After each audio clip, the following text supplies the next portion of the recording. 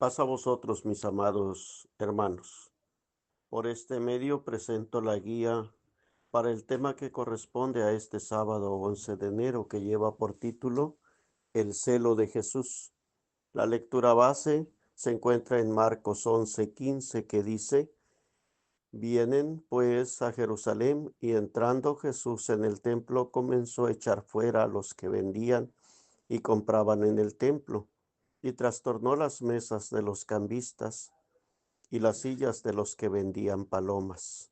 El objetivo: advertir la enseñanza que nos dejó el Señor Jesús con respecto al cuidado y fiel cumplimiento de los mandamientos de Dios, aun en situaciones difíciles y contrarias, dando más importancia a la voz del Padre que a la voz de los hombres. Bueno, hermanos, el tema es un tema interesante que habla sobre el celo de nuestro Señor Jesucristo. En cuanto a este tema, hermanos, es importante tomar en cuenta algunos detalles, como por ejemplo, ¿a qué se refiere el celo de Dios? Yo lo describo de la siguiente manera: es el cuidado, esmero y dedicación que los hijos de Dios tienen por el Padre Celestial, y que los lleva a estar siempre dispuestos a cumplir su voluntad, aún por encima de sus propios intereses e incluso de su vida misma. Si nosotros vemos desde este punto, desde este concepto, lo que es el celo de Dios, vamos a entender bien las escrituras, porque no hablamos de un celo movido por egoísmos o movido por sentimientos humanos, sino más bien un celo verdadero, movido por el amor, pero el amor de Dios, que nos lleva, hermanos, a hacer las cosas de una manera correcta.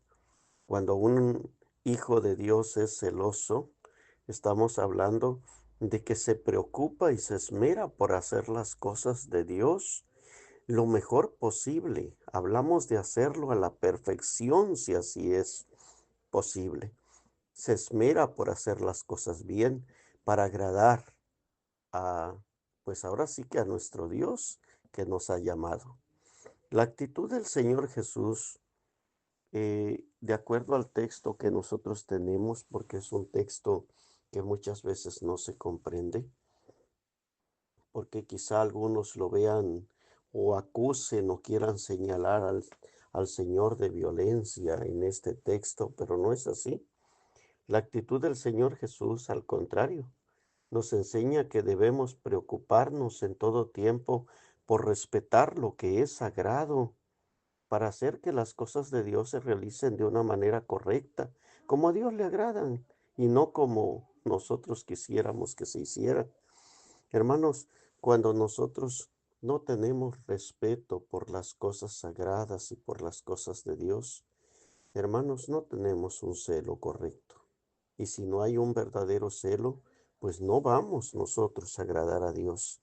Imaginemos a- imaginémonos en un culto, en una reunión, en donde estamos dentro del templo y todos platican o todos hacen lo que quieren, no ponen atención, eh, le faltan al respeto al lugar. Dice la palabra: mis sábados guardaréis y mis santuarios tendréis en reverencia. Pero si no hay esa reverencia, si no hay ese respeto, si nosotros tomamos a la ligera las cosas de Dios, si nosotros no guardamos un absoluto respeto por las cosas de Dios, ¿dónde estaría nuestro celo? Se acerca ya pronto la cena del Señor. ¿Cómo la vamos a tomar? ¿Qué pensamos de ese sorbo de vino? ¿Qué pensamos de ese pedazo de pan que nosotros tomamos? ¿Que es cualquier cosa? ¿Que lo podemos hacer? Pues como cualquier cosa, quizá llevando una vida desordenada todo el año, quizá peleándonos entre nosotros, discutiendo, guardando rencor, y después venir y querer nosotros tomar la cena.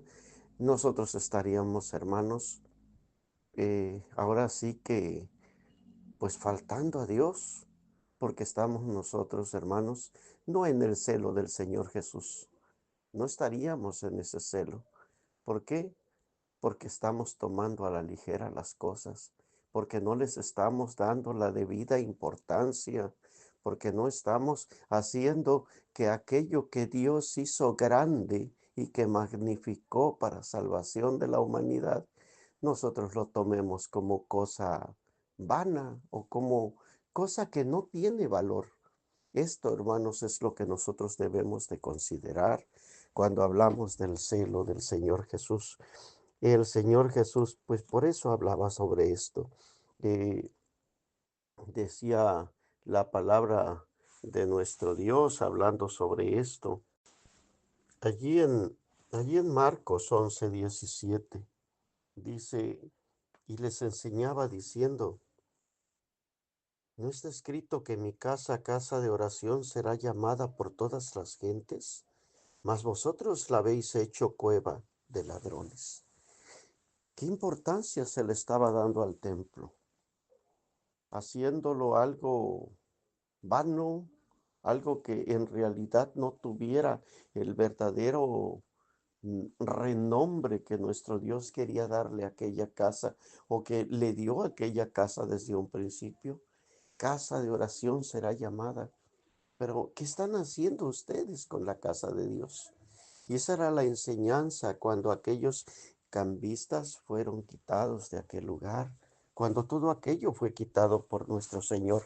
Ahora, hermanos, regresando a la idea de lo que nosotros tenemos, también es importante que veamos que el Señor Jesús, nuestro Señor, pues tenía, no solamente tenía, sino que tiene toda la autoridad para poner orden en el templo y a los que en él se encuentran. Esto es algo que nuestro Señor tiene y posee. Dice la palabra de Dios allá en Mateo capítulo 12, Mateo capítulo 12, vamos a verlo en su versículo número 6, dice lo siguiente, pues os digo que uno mayor que el templo está aquí. El Señor siempre ha tenido esa autoridad y enseñó, impuso su autoridad, pero aparte enseñó qué es lo que tenemos que hacer como hijos de Dios cuando se trata de las cosas de Dios. Cómo tenemos que comportarnos, cómo tenemos que respetar las cosas y cómo tenemos que hacer para llevar una vida digna delante de nuestro Dios. Celo por Dios. El celo por Dios o el celo de nuestro Señor Jesucristo tiene que ver, hermanos, con esa entrega y ese amor que como hijos de Dios nosotros tenemos por nuestro Dios. Dice la palabra de Dios también allá en Juan capítulo 8, Juan capítulo 8 y en su versículo número 29, dice lo siguiente para que lo vayamos entendiendo. Dice así la palabra de nuestro Dios.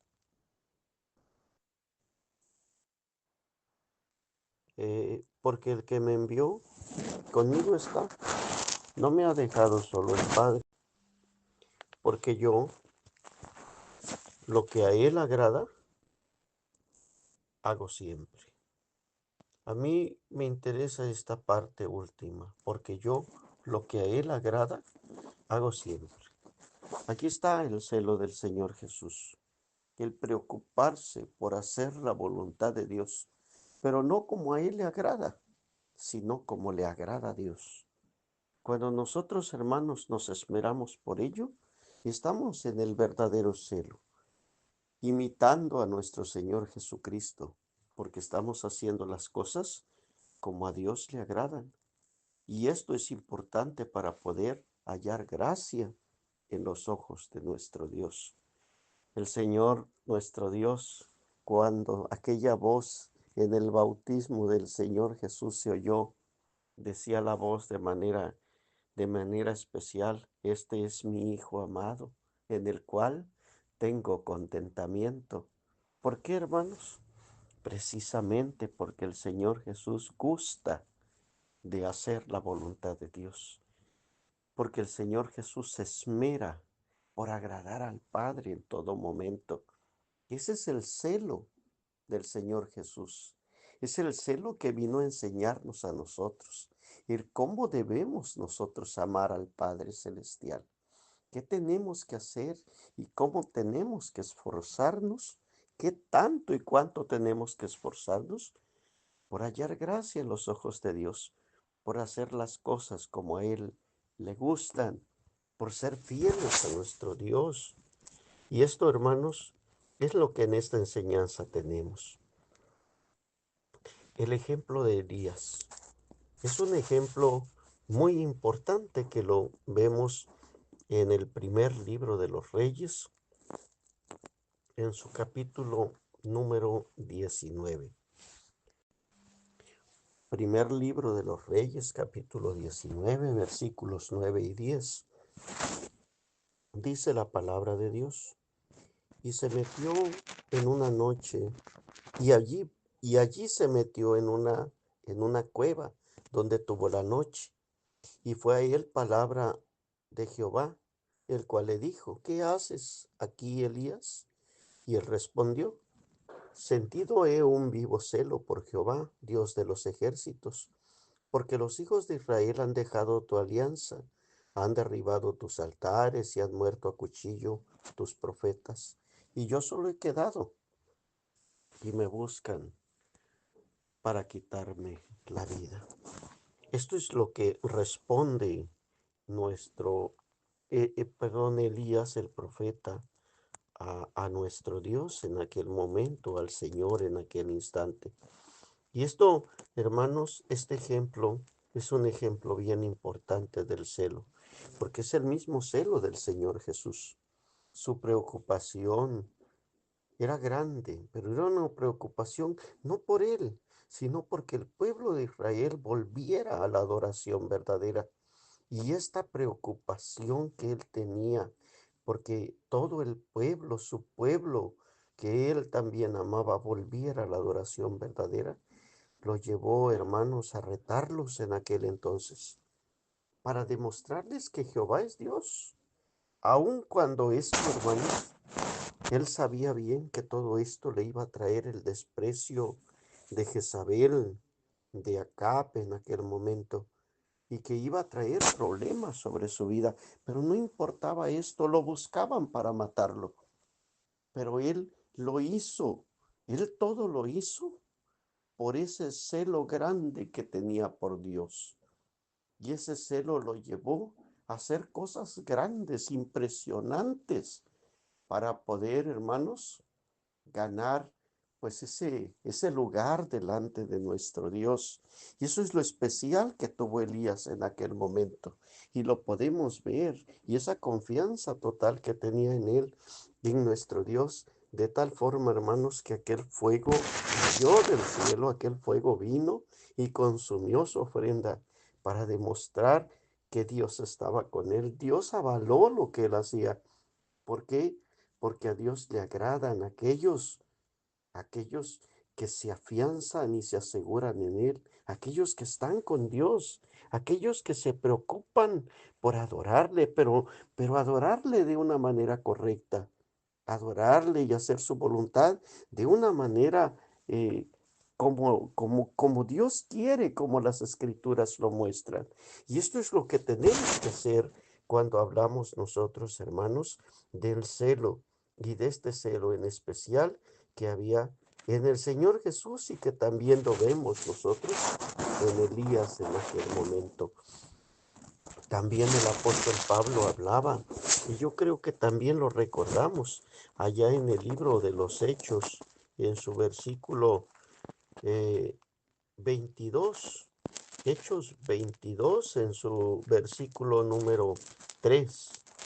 Vamos a verlo también para que de alguna manera recordemos ese celo también del apóstol Pablo y cómo de alguna manera lo manifestó en aquel momento y lo dejó ver ante los que estaban en aquel momento oyendo y juzgándolo. Dice Hechos 22:3. Yo de cierto soy judío, nacido en Tarso de Cilicia, mas criado en esta ciudad a los pies de Gamaliel, enseñado conforme a la verdad de la ley y de la patria, celoso de Dios, como todos vosotros sois hoy. Y ese celo era un celo grande, un celo que lo llevó en su momento a perseguir a la iglesia de Dios. Pero cuando conoció a Cristo, cuando se dio cuenta que no era el camino correcto, hermano, su entrega fue una entrega tan grande que no amó ni siquiera su vida, que lo dio todo por ese Señor y entregó todo para hallar gracia ante los ojos de aquel que lo había llamado. Un celo verdadero, un hombre fiel, un hombre entregado a Dios, un hombre completo en todos los sentidos. Esto es lo que espera Dios de nosotros. Hablar de ese celo, hermanos, es importante entonces, y el cómo nosotros, hermanos, podemos conseguirlo, buscar y esperarnos por hacer las cosas conforme a la voluntad de Dios. No estar en la iglesia por estar, no, porque así no funcionan las cosas. No obedecer a Dios de manera momentánea, porque hay veces, hermanos, se comete el error dentro de la iglesia de que algunos de nosotros, pues no tenemos esa entrega total. Estamos como que vacilantes en la fe, como que de pronto estamos bien y de pronto no. Hay veces nos portamos bien, hay veces hacemos las cosas mal, hay veces nos arrepentimos, reflexionamos, volvemos al camino y de pronto ya no estamos otra vez. Yo creo que no son las cosas así, porque el celo del Señor Jesús debe de ser un celo permanente y constante en el corazón de todos nosotros. Allá en Tito encontramos algo también importante, hermanos, dentro de lo que estamos viendo. Tito capítulo 2, y ahorita vamos a ver sobre esa permanencia de la que yo les estoy hablando. Tito capítulo 2, en sus versículos 13 y 14. Dice la palabra de Dios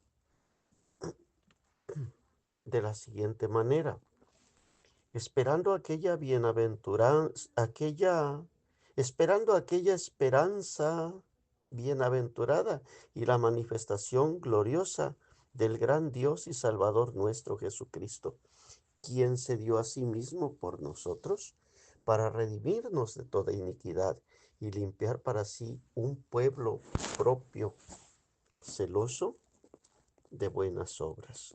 ¿Qué hizo el Señor con su celo? ¿Qué hizo? El celo del Señor Jesús nos enseña también a nosotros a ser celosos y provoca en nosotros que ese amor que Él mostró por el Padre, nosotros también lo mostremos por Dios. Nos ha enseñado al Padre, sí, pero nos ha enseñado a amarlo de una manera verdadera, a ser celosos y hacer las cosas conforme a la voluntad de Dios. El Señor no se sacrificó en vano. Su esfuerzo y su sacrificio y todo lo que hizo por nosotros no fue nada más por hacerlo. Él nos enseñó a ser celosos y Él se entregó a sí mismo para poderle entregar a Dios un pueblo celoso, un pueblo que hiciera la voluntad de Dios, pero que la hiciera como a Dios le agrada. Y nos ha enseñado a hacer las cosas de esa manera.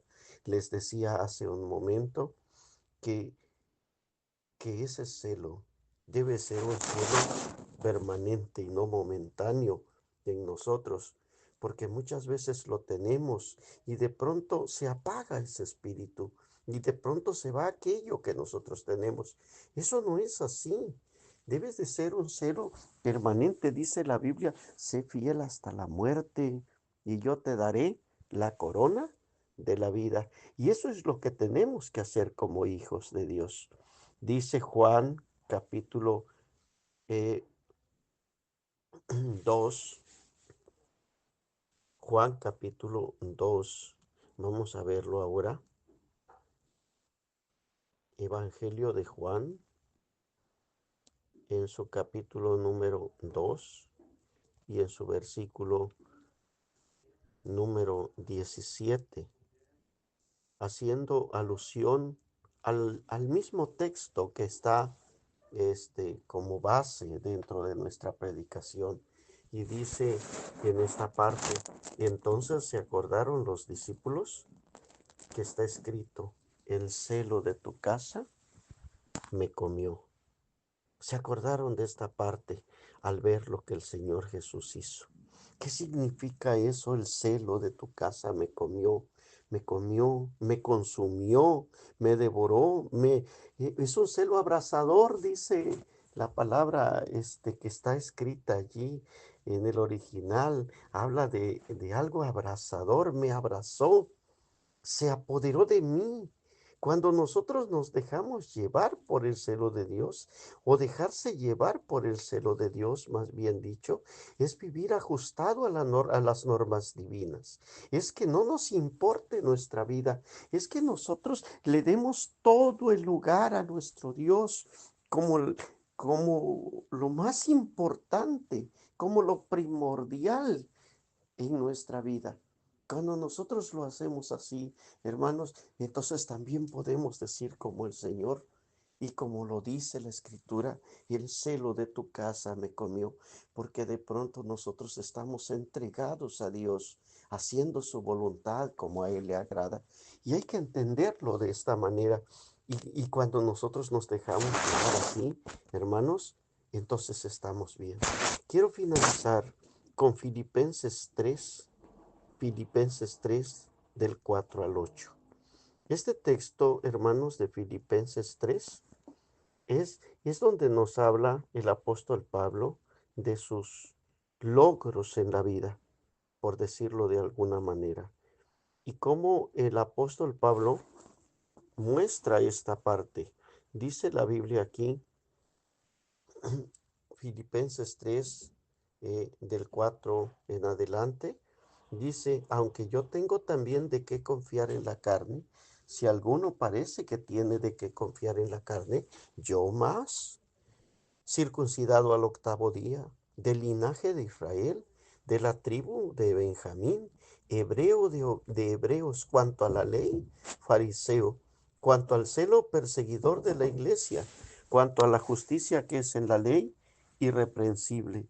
Pero luego dice, pero las cosas que eran ganancias, él las reputado pérdidas por amor de Cristo.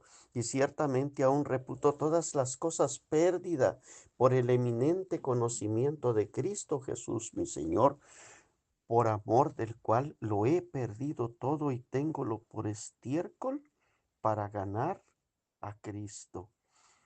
¿Qué es ese celo, hermanos? Según lo que hemos leído, ¿qué es ese celo?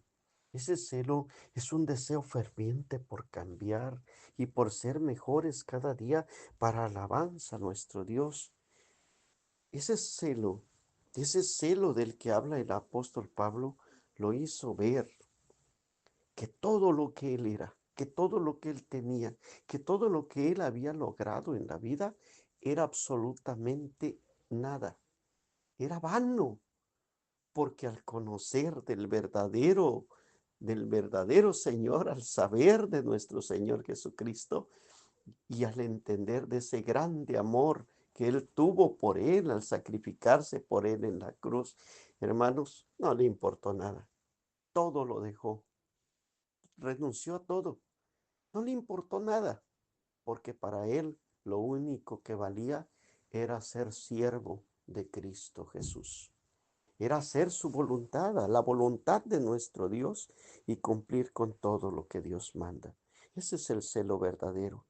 Esperemos en Dios que también nosotros todos los congregantes de la iglesia lo logremos entender, pero no solamente lo entendamos, lo vivamos y vivamos conforme a esta regla bendita, haciendo la voluntad de Dios y que ese celo de Dios se sienta en el corazón de nosotros, un celo vivo que nos conduzca y nos muestre el camino verdadero, que nos lleve a guardar los mandamientos de Dios, a cumplir con las enseñanzas del Señor y hacer su voluntad, para que así, hermanos, siempre estemos ante la presencia de Dios. Espero se entienda este tema y sea para edificación de la iglesia. Paz a vosotros, mis amados hermanos.